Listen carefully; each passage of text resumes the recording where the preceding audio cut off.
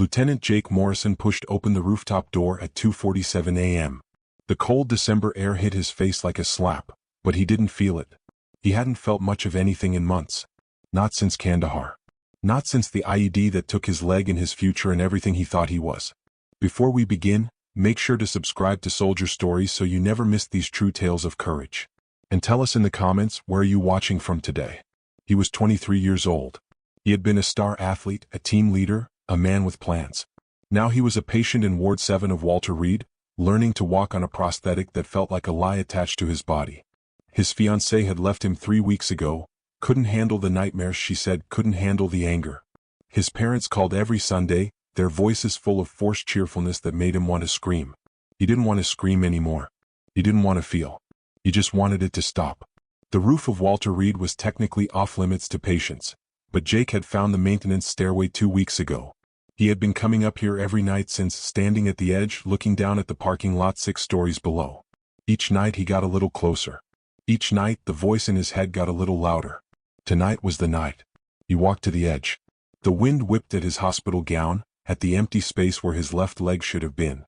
He looked down at the concrete below, so solid, so final, so peaceful. One step. That's all it would take.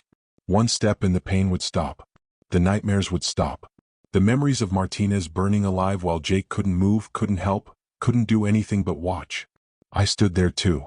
The voice came from behind him. Come. Quiet. Not alarmed. 3 times. Jake spun around, nearly losing his balance on his prosthetic.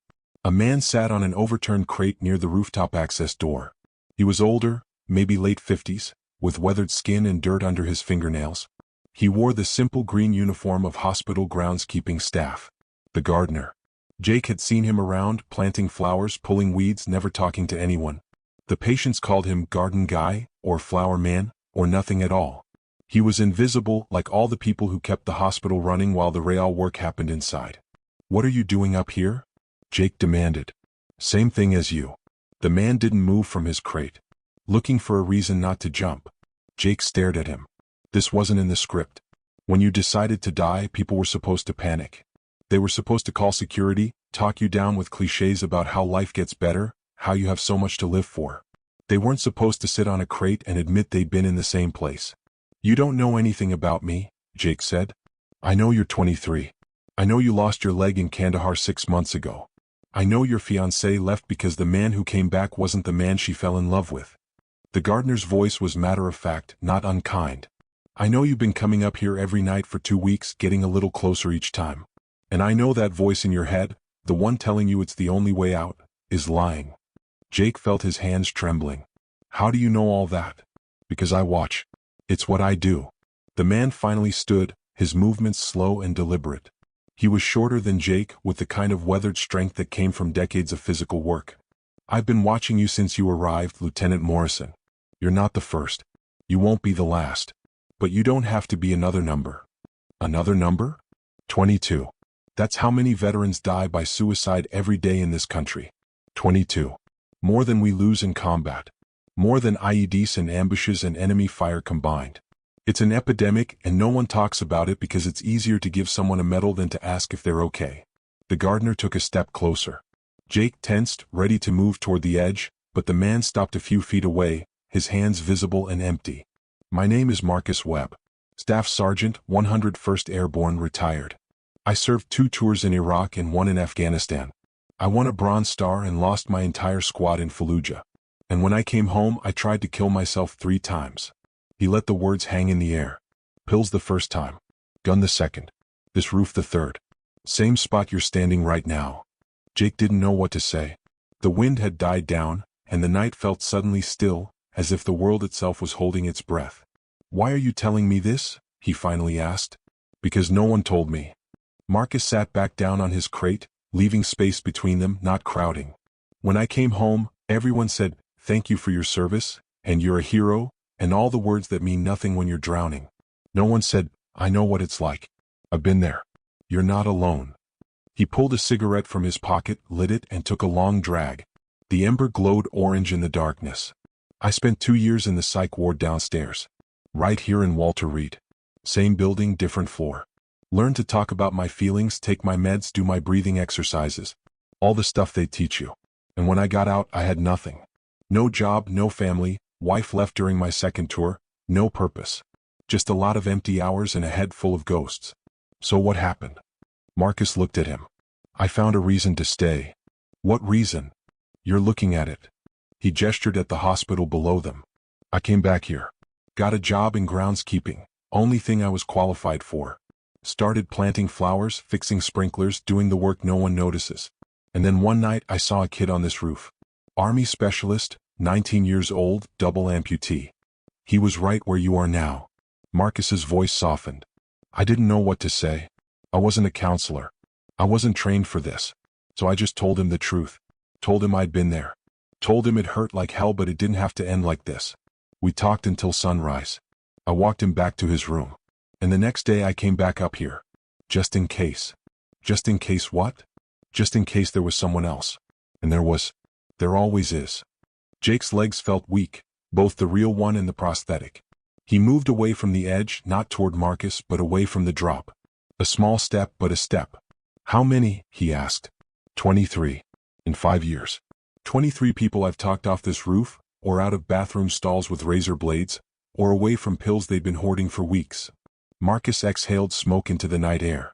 23 people who are still alive because I happened to be looking up when they needed someone to look. Does anyone know? The hospital, the doctors. Some of them suspect. The night nurses see me walking the halls when I should be home. The security guard stopped asking why I have roof access years ago. But officially? No. I'm just the gardener. I plant flowers and mind my own business. Why not tell them? Get recognized, get help, build a real program? Marcus laughed, a short, bitter sound. Because then it becomes official. Paperwork. Training. Liability. Someone decides there needs to be a protocol, and the protocol becomes more important than the person. I've seen it happen. The best way to save someone's life is to be there when they need you, not to schedule an appointment for next Tuesday. Jake found himself sitting down, his back against an air conditioning unit, his prosthetic legs stretched out in front of him. He wasn't at the edge anymore. He wasn't sure how he'd gotten here. My friend burned to death in front of me, he said. The words came out before he could stop them. Martinez. We called him Marty. He was driving the Humvee when the IED went off. I was in the back, thrown clear. He was trapped. On fire. Screaming. Marcus said nothing. He just listened. I couldn't get to him. My leg was, I couldn't move. I just watched. Watched him burn. Watched him stop screaming. And now every night I'm back there. Every night I hear him.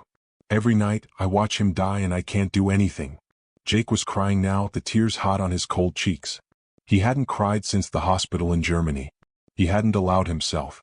That's not your fault, Marcus said quietly. I know. Everyone says that. Doesn't change anything. No, it doesn't. But the question isn't whether it was your fault. The question is whether Marty would want you to follow him. The question hit Jake like a punch to the chest. He had never thought about it that way. In all the dark nights, all the spiral thoughts, he had never once asked himself what Marty would say if he could see him now. Marty who had made everyone laugh. Marty who had given Jake his last energy bar the night before the patrol. Marty who had a baby daughter he'd never met and a wife who still posted photos of him on Facebook, still talked about him like he was coming home. What would Marty say if he saw Jake on this roof? He'd probably cuss him out. Call him an idiot. Tell him to get his ass back to the ward and stop being dramatic. Marty had never had patience for self-pity, not even his own. He'd be pissed, Jake said aloud. Probably. The dead usually are when we try to join them too soon. Marcus stubbed out his cigarette and stood. Come on. I'll walk you back. I'm not ready. You don't have to be ready. You just have to be alive tomorrow. That's all I'm asking. Not forever. Not even next week. Just tomorrow. Can you give me tomorrow? Jake looked at this strange man, this gardener who spent his nights on a hospital roof, waiting for soldiers who wanted to die. He thought about the 23 people Marcus had saved. He thought about being number 24. One day at a time, he asked. One day at a time. 1 hour if that's too much. 1 minute if it has to be. Whatever you can give me, I'll take it. Jake reached out his hand. Marcus pulled him to his feet. They walked to the roof door together. Jake paused at the threshold, looking back at the edge where he had stood minutes ago, a lifetime ago. Will you be here tomorrow night? He asked. I'm here every night. 2 to 5 a.m. Best hours for the worst thoughts. Marcus held the door open. You won't need me tomorrow. But if you do, I'll be here. How do you know I won't need you? Marcus smiled. The first real smile Jake had seen from him. Because you asked. The ones who are really going to jump don't ask for a return appointment. They just jump. You asked, which means some part of you wants to stay. My job is to make that part louder than the other voice. The next night, Jake didn't go to the roof. He lay in his bed, listening to the sounds of the hospital, feeling the weight of his body on the mattress. The voice was still there, quieter but present. It whispered that nothing had changed, that the pain would come back, that one conversation with a gardener couldn't fix what was broken inside him. But another voice was there too. Marty's voice telling him to stop being an idiot. Marcus's voice, asking for just one more day. His mother's voice cracking every time she called, trying so hard to pretend everything was fine. He made it to sunrise. The following week he started physical therapy again. He had stopped going after his fiancée left, had stopped caring whether he could walk or not. Now he forced himself to the PT room every morning, grinding through the exercises, learning to trust the prosthetic that still felt like a foreign object attached to his body. He saw Marcus sometimes in the gardens outside the PT windows. The older man would be on his knees, planting something or pushing a wheelbarrow full of soil. They never spoke during the day.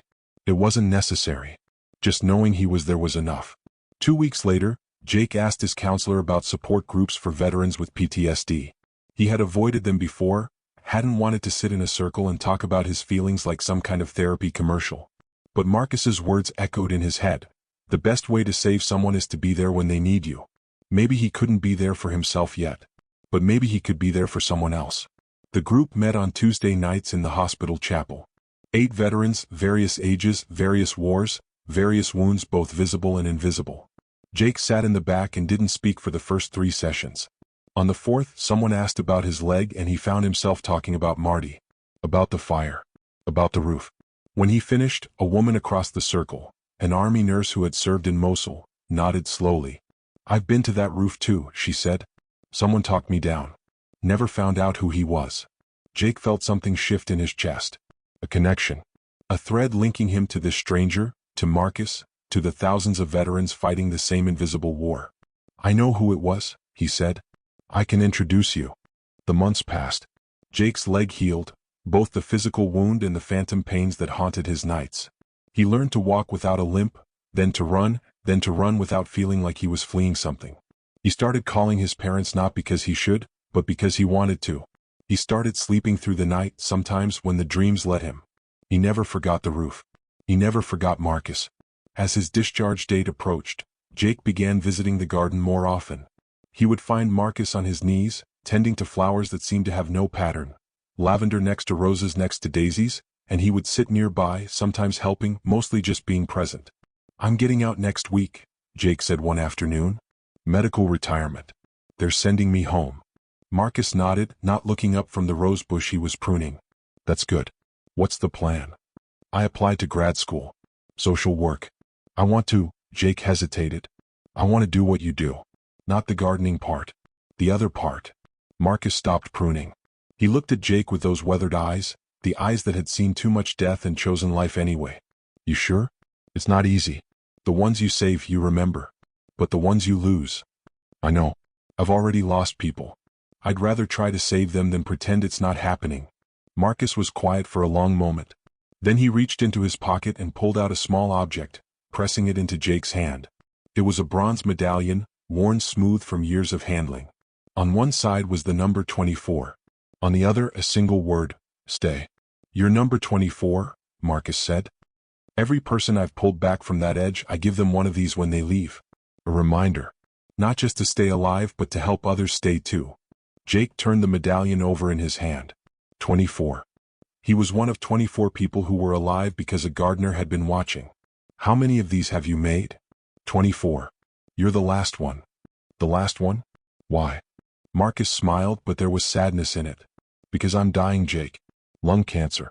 Same cigarettes that kept me calm all these years finally caught up with me. I've got maybe 6 months if I'm lucky. The world tilted. Jake felt like he was back on that roof, the ground rushing up to meet him. He had known Marcus for almost a year, had sat with him dozens of times and never once suspected. Does anyone know? The doctors know. I told them to keep it quiet. Didn't want people treating me different, looking at me with that face everyone makes when they find out you're dying. Marcus went back to his roses, his movements unchanged as if he hadn't just delivered a death sentence. I've made my peace with it. I've had a good run. Better than I deserved, honestly, after everything. You can't just, Jake's voice cracked. You can't just save all these people and then leave. What about the next person on that roof? What about you? Marcus looked at him. That's why I'm telling you. Someone has to take over. Someone has to be on that roof at 2 a.m. watching for the ones who are slipping. I can't do it much longer. But you can. I'm not ready. You weren't ready to stay alive either. But you did. You're stronger than you think, Jake. You've always been. Jake wanted to argue, wanted to rage against the unfairness of it. This man who had saved 24 lives being taken by something as stupid and mundane as cancer. But he looked at Marcus's face, at the peace in those eyes, and he understood. This was the mission. Not the dying part, the passing on part.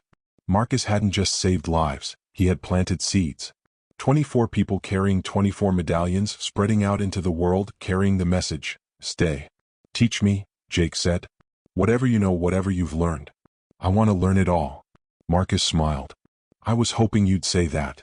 For the next 4 months, Jake stayed at Walter Reed. Not as a patient, his discharge had gone through, but as a volunteer. He helped Marcus in the garden during the day, learning which flowers to plant for which seasons, which spots got the most sun, which paths the patients walked most often. And at night he learned the other work. How to spot the signs. The sudden calm after weeks of agitation, the giving away of possessions, the letters being written late at night. How to approach without threatening, how to listen without judging, how to stay present when every instinct screamed to call for help and let someone else handle it. Most of them just need to be heard, Marcus explained during one of their rooftop sessions. They've been carrying so much for so long and no one's asked them about it. Sometimes the weight gets so heavy that death feels like the only way to put it down. But if you can help them share the load, even for a minute, they realize they can carry it a little longer. And the ones who can't? The ones who jump anyway. Marcus was quiet for a long time. You lose some. I have. It doesn't get easier. You just learn to hold on to the ones you saved instead of drowning in the ones you couldn't. Jake thought about that a lot in the weeks that followed. He thought about the weight of responsibility, the impossibility of saving everyone, the guilt that would come with every failure. But he also thought about the 24 medallions, about the lives continuing somewhere because one man had chosen to watch. It was worth it. The pain, the loss, the burden, it was worth it. Marcus died on a Tuesday in April. Jake was with him, holding his hand, when the monitors flatlined. The garden was in full bloom outside the window, lavender and roses and daisies painting the grounds in color. Keep watching, Marcus whispered, his voice barely audible. Promise me. I promise. Marcus smiled one last time. Then he was gone. The funeral was small. Jake had expected that. Marcus had no family, few friends, no one who knew the full truth of what he had done. The hospital chaplain said a few words about dedicated service and quiet faith. The groundskeeping staff sent flowers, ironic given who they were honoring. But then something unexpected happened. As the service ended, people began arriving. Not hospital staff or military brass, ordinary people. Men and women in civilian clothes, some with visible scars, some with invisible ones. They came alone and in pairs, trickling in until the small chapel was standing room only. Jake recognized some of them from the support group. Others he had never seen. But each one carried something in their hand, a small bronze medallion worn smooth from handling. 23 people. 23 lives. All of them here to say goodbye to the man who had saved them. The army nurse from Mosul, number 18, approached the casket first. She placed her medallion on the wood, her hand lingering for a moment. Thank you, she whispered. Thank you for watching. One by one they came forward. A retired colonel who had been number 3. A young private who had been number 21. A grandmother who had been number 7, saved back when Marcus was still learning his craft. They placed their medallions on the casket until it was covered in bronze, a shimmering blanket of stay tokens that caught the light like captured stars. Jake went last. He placed his medallion, number 24, at the head of the casket and stepped back. Then he turned to face the crowd. My name is Jake Morrison, he said. Most of you don't know me, but you knew Marcus, and because of him you're here. You're alive. You're proof that one person watching in the darkness can change everything. He took a breath. Marcus asked me to continue his work. I'm going to try. I can't promise I'll be as good as he was. I can't promise I'll save everyone. But I can promise this, I will watch. Every night, every roof, every moment when someone needs a reason to stay. Because that's what Marcus taught me. That's his legacy. Not the flowers he planted, but the seeds he left in us. He looked at the medallion-covered casket. 22 veterans die by suicide every day. That's the statistic. But Marcus didn't see statistics. He saw people. He saw us. And now it's our turn to see each other. Jake reached into his pocket and pulled out a handful of new medallions, bronze, unmarked, waiting for names. If you're struggling, talk to someone. If you see someone struggling, be there for them. You don't need training. You don't need permission. You just need to watch and to care and to remind them that they matter. He held up a medallion. Stay. That's all. Just stay. Epilogue. Jake Morrison earned his master's degree in social work in 2019. He now runs a suicide prevention program for veterans, training volunteers to recognize warning signs and provide peer support. The program is called The Garden, in honor of a man who planted flowers and saved lives. To date, the Garden has trained over 3,000 volunteers and reached more than 50,000 veterans. The suicide rate among program participants is 60% lower than the national average. Every volunteer carries a bronze medallion with a single word on it, stay. And every year, on the anniversary of Marcus Webb's death, Jake Morrison climbs to the roof of Walter Reed National Military Medical Center. He sits on an overturned crate, watches the sunrise, and remembers the gardener who taught him that the best way to survive is to help someone else survive first. If you or someone you know is struggling with suicidal thoughts, please reach out. The Veterans Crisis Line is available 24/7 at 988, press 1. You are not alone. You matter. Stay. Moral of the story, you don't need a title or training to save a life. Sometimes all it takes is being present, listening without judgment, and reminding someone that they're worth fighting for. If this story moved you, don't forget to show your support. Please subscribe for more soldier stories. We bring you true tales of courage, sacrifice, and honor. Stories that remind us of the quiet strength carried by those who serve. Until next time, stay safe, stay strong, and never forget the heroes among us.